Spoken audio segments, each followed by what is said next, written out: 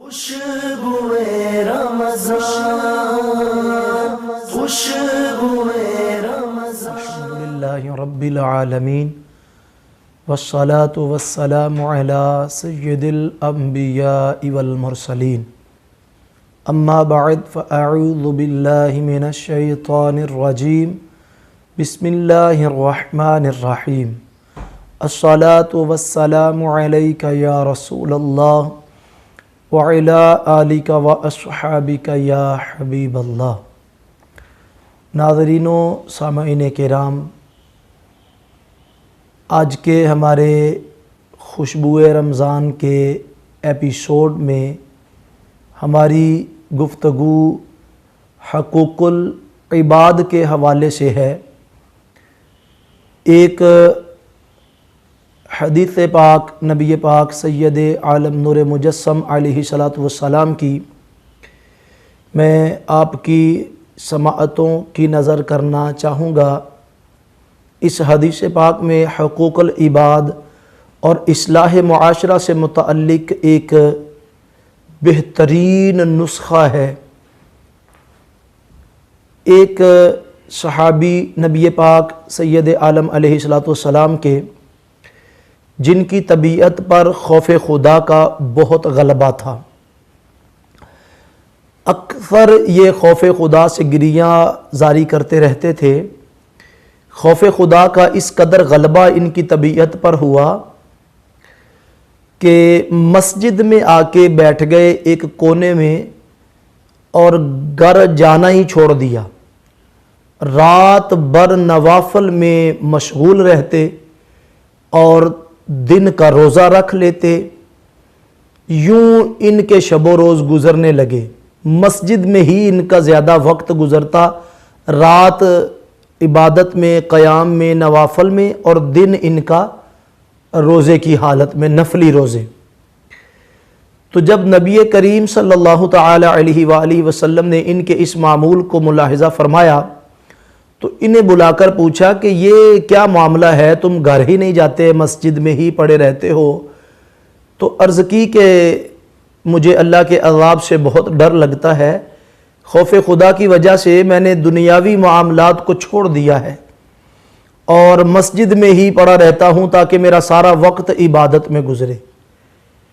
تو نبی پاک سید عالم نور مجسم علیہ السلام نے ارشاد فرمایا، جس کا خلاصہ کچھ یوں ہے کہ میں تم سب سے زیادہ اللہ سے ڈرنے والا ہوں، لیکن میں نے ایسا نہیں کیا کہ گھر بار کو چھوڑ کر، دنیاوی معاملات کو چھوڑ کر مسجد تک اپنے آپ کو محدود کر لوں۔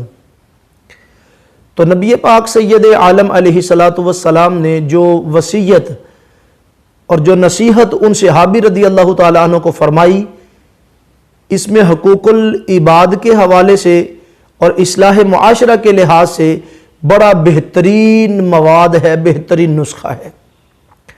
نبی پاک صاحب لولاک صلی اللہ تعالی علیہ وآلہ وسلم نے ارشاد فرمایا، اِنَّ لِرَبِّكَ عَلَيْكَ حَقًّا، تم پر تمہارے رب کا حق ہے۔ ٹھیک ہے، عبادت کرو، مسجد میں وقت دو، روزہ رکھو، نوافل پڑھو، لیکن اگلی بات فرمایا، اِنَّ لِزَوْجِكَ عَلَيْكَ حَقًّا، تم پر تمہاری بیوی کا حق بھی ہے۔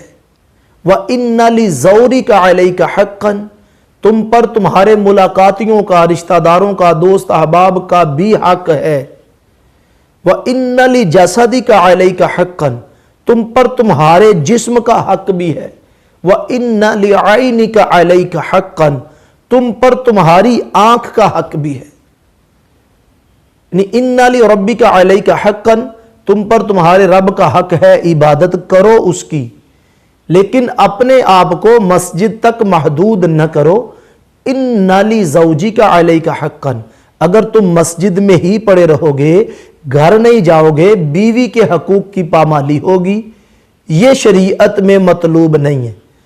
تو تم گھر بھی جاؤ اور بیوی کے حقوق کا بھی خیال کرو، گھر والوں کے حقوق کا بھی خیال کرو۔ وَإِنَّ لِزَوْجِكَ عَلَيْكَ حَقًّا کے بعد فرمایا وَإِنَّ لِزَوْرِكَ عَلَيْكَ حَقًّا، اور تم پر تمہارے ملاقاتیوں کا، رشتہ داروں کا، ہمسایوں کا، دوست احباب کا بھی حق ہے، ان کے حقوق بھی ادا کرو۔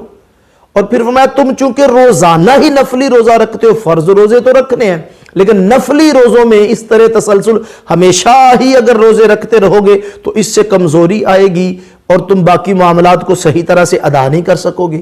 تو ان لجسدک علیک حقا، تم پر تمہارے اپنے جسم کا بھی حق ہے، اس کو بھی ادا کرو، اس کو بھی کچھ آرام چاہیے، اس کو بھی کچھ اس کا بھی حق ہے، اس کا بھی خیال رکھو۔ اور آخر پہ جو فرمایا وَإِنَّ لِعَيْنِكَ عَلَيْكَ حَقًّا، تم چونکہ ساری رات ہی شب بیداری کرتے ہو، پوری رات جاگ کے گزار دیتے ہو، تمہاری آنکھوں کا بھی تم پر حق ہے، ان کا بھی خیال کرو۔ آنکھوں کو بھی کچھ دیر آرام کے لیے چاہیے، آپ عبادت کریں لیکن کچھ ان کے آرام کا بھی خیال کریں۔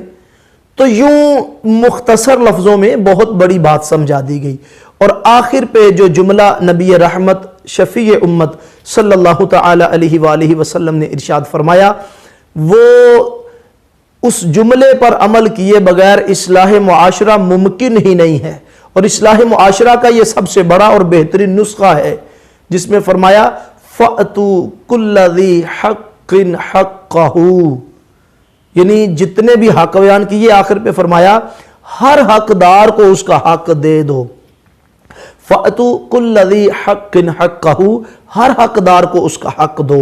تو یہ ایک نسخہ ہے معاشرے میں امن قائم کرنے کا اور اصلاح معاشرہ کا، کہ حقدار کو اس کا حق دے دیا جائے تو معاشرہ بے امنی اور افراتفری سے محفوظ ہوگا، امن بھی ہوگا، اور معاشرہ جو ہے اس کی ایک خوبصورت تصویر ہمارے سامنے آئے گی، ہم خوشحالی اور امن والا معاشرہ دیکھ سکیں گے۔ ہمیں اس پر عمل کرنا چاہیے۔